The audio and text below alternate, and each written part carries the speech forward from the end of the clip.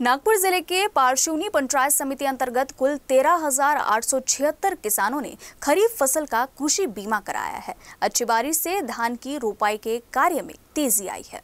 नागपुर जिला ग्रामीण में लगातार हो रही बारिश के कारण किसानों के चेहरे खिले हुए हैं।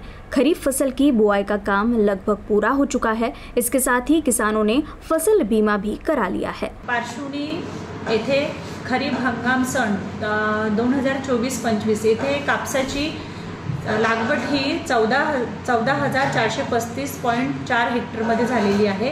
त्याचप्रमाणे तूर ही 5,034.6 हेक्टरमध्ये झालेली आहे।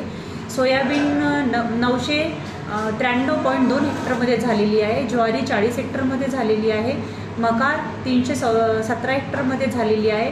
भाजीपाला 221 हेक्टरमध्ये झाली आहे।